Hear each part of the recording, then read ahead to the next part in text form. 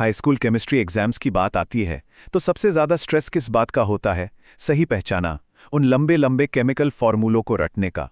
बिना किसी कॉन्टेक्स्ट के बस कुछ अक्षरों और नंबरों को याद करना सच में बहुत बोरिंग और थका देने वाला काम लगता है। लेकिन क्या हो अगर रटने के बजाय हम अपने दिमाग में एक मेमोरी पैलेस यानी एक यादों का महल बना लें? इस स्टडी गाइड में हम ठीक यही करने वाले हैं। हम 32 सबसे ज़रूरी केमिकल कंपाउंड्स को इस तरह से अरेंज करेंगे कि एग्जाम का सारा स्ट्रेस गायब हो जाएगा और ये फॉर्मूले हमेशा के लिए याद हो जाएंगे। चलिए, इन फॉर्मूलों को आसानी से याद रखने के लिए हम इस महल को 5 अलग अलग कमरों में बांट देते हैं। सबसे पहले रसोई के रसायन, फिर प्रमुख अम्ल और क्षार, उसके बाद निर्माण और खनिज यौगिक, फिर जरूरी गैसें और ईंधन, और आखिर में विशेष उपयोग वाले रसायन। बिना देर किए शुरू करते हैं। खंड 1, रसोई और रोजमर्रा के रसायन। आइए अपने इस मेमोरी पैलेस के उस कमरे से शुरुआत करें जिसे हम सबसे अच्छी तरह जानते हैं, हमारी अपनी रसोई। शुरुआत करते हैं कुछ बहुत ही जाने पहचाने नामों से।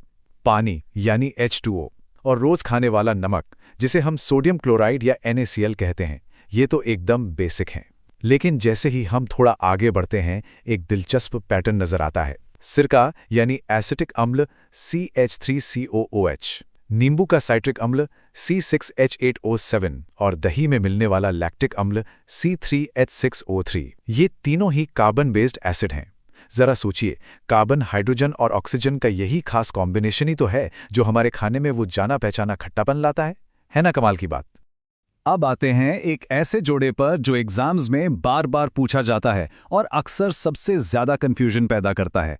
एक है खाने का सोडा यानी बेकिंग सोडा, जिसका फॉर्मूला है NaHCO3, और दूसरी तरफ है धोने का सोडा यानी Na2CO3-10H2O। यहाँ सबसे बड़ा और अहम फर्क क्या है?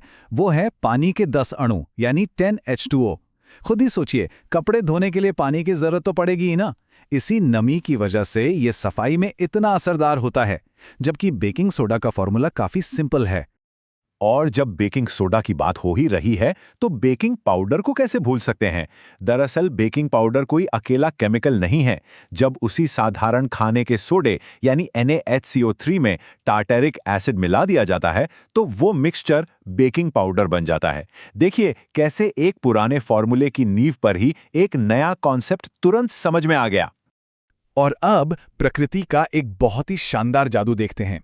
ग्लूकोज C6H12O6, रोज इस्तेमाल होने वाली चीनी यानी सुक्रोज C12H22O11 और शराब या एथेनॉल C2H5OH, ये सब के सब पूरी तरह से सिर्फ कार्बन, हाइड्रोजन और ऑक्सीजन से बने हैं। बस इनका अनुपात बदल जाता है और इसी अनुपात के बदलने से इनकी पूरी की पूरी प्रॉपर्टीज एकदम अलग हो जाती हैं। खंड 2, प्रमुख अम्ल और क्षार। अब रसोई से बाहर निकलते हैं और पूरे जोश के साथ लेबोरेटरी की दुनिया में कदम रखते हैं। लैब की बात हो और इन रसायनों का नाम ना आए ऐसा तो हो ही नहीं सकता।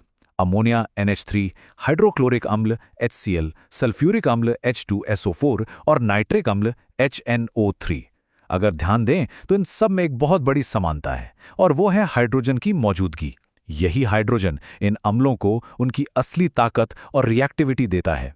इन चारों को बस एक साथ याद रख लिया तो लैब के सारे एक्सपेरिमेंट समझना चुटकियों का खेल हो जाएगा। एग्जाम्स में फंसाने वाला एक और क्लासिक सवाल देखते हैं। कास्टिक सोडा NaOH और कास्टिक पोटैश KOH दोनों ही बहुत स्ट्रॉन्ग बेस हैं और दोनों के आखिर में OH यानी हाइड्रोक्साइड लगा है। तो इन्हें याद कैसे रखें? बहुत आसान है, बस पहले अक्षर पे फोकस करना है। कास्टिक सोडा के लिए Na यानी सोडियम और कास्टिक पोटैश के लिए K यानी पोटैशियम। बस इतनी सी ट्रिक से एग्जाम में गलती का कोई चांस ही नहीं बचेगा। खंड 3, निर्माण और खनिज यौगिक। हमारे घर, इमारतें और शहर जिन खनिजों पर टिके हैं उनके पीछे की केमिस्ट्री भी बहुत मजेदार है। आइए एक कंस्ट्रक्शन साइट की कल्पना करते हैं। इस ग्रुप को हम चूने का परिवार कह सकते हैं। चूना पत्थर CaCO3, बुझा हुआ चूना CaOH2 और क्विक लाइम CaO। इन तीनों को एक साथ रखने का एक खास कारण है, ये सभी कैल्शियम पर आधारित हैं। कंस्ट्रक्शन इंडस्ट्री में इन तीनों का जमकर इस्तेमाल होता है। और मजे की बात देखिए, सिर्फ ऑक्सीजन या हाइड्रोजन के थोड़ा सा जुड़ने या हटने से इनका पूरा रूप ही बदल जाता है। अब एक बहुत ही क्रूशियल पॉइंट पर आते हैं। कभी कभी दो रसायनों में सिर्फ पानी की मात्रा का ही फर्क होता है। प्लास्टर ऑफ पेरिस और जिप्सम को ही ले लीजिए, दोनों ही कैल्शियम सल्फेट हैं, CaSO4 हैं, लेकिन सटीक अंतर उनके पानी के अणुओं में है। प्लास्टर ऑफ पेरिस में सिर्फ आधा पानी का अणु यानी हाफ H2O होता है, जबकि जिप्सम में पूरे 2 अणु यानी 2H2O होते हैं। इसीलिए तो प्लास्टर ऑफ पेरिस में पानी मिलाते ही वो एकदम सख्त होकर जिप्सम बन जाता है। कंस्ट्रक्शन की बात हो और सिलिका का जिक्र न हो, सिलिका जो कि रेत का मेन हिस्सा है, उसका फॉर्मूला बहुत ही सिंपल है, SiO2, सिर्फ सिलिकॉन और ऑक्सीजन।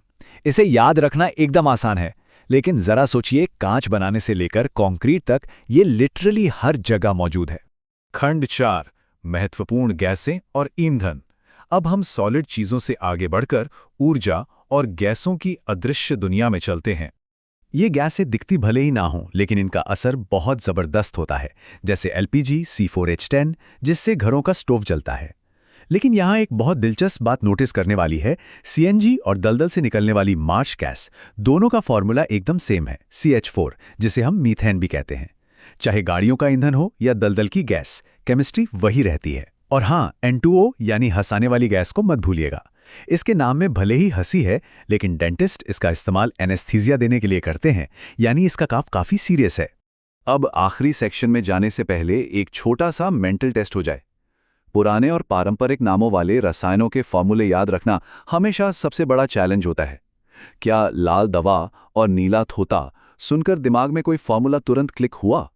ये चेक करने का एक शानदार तरीका है कि ये ऐतिहासिक नाम कितने अच्छे से याद हैं। खंड 5, विशेष उपयोग वाले रसायन।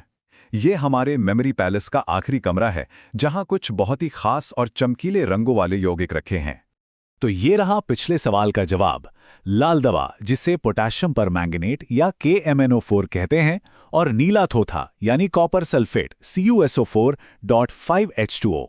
इसके साथ ही पानी साफ करने वाला ब्लीचिंग पाउडर CaOCl2। लेकिन लोहे पर लगने वाली जंग यानी Fe2O3.xH2O का फॉर्मूला सच में सबसे अलग है।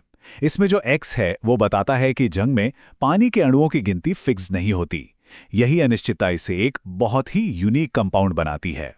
अब आते हैं इस पूरी लिस्ट के सबसे बड़े और सबसे भारी भरकम फॉर्मूले पर, फिटकरी यानी एलम, K2SO4.Al2SO4 3.24H2O।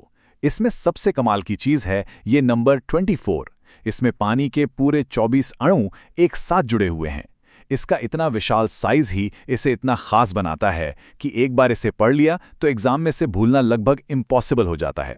तो अब हमारा ये मेमोरी पैलेस पूरी तरह से तैयार है। केमिस्ट्री सिर्फ किसी मोटी सी टेक्स्ट बुक में बंद नहीं है। जरा अपने चारों ओर नजर दौड़ाइए। डाइनिंग टेबल पर रखे नमक से लेकर दीवारों के प्लास्टर और बाहर गाड़ियों में जलने वाली CNG तक, ये 32 फॉर्मूले हमारी असल जिंदगी में हर जगह मौजूद हैं। जब इन फॉर्मूलों को उनके असल काम और जगह से जोड़ दिया जाता है तो एग्जाम की तैयारी सिर्फ रटने का उबाऊ काम नहीं रह जाती, बल्कि ये हमारे आसपास की दुनिया को समझने का एक बहुत ही मजेदार टूल बन जाती है। तो अगली बार जब घर में रखी कोई आम सी चीज सामने आए तो विचार कीजिएगा कि उसके पीछे कौन सा केमिकल मैजिक छिपा हो सकता है।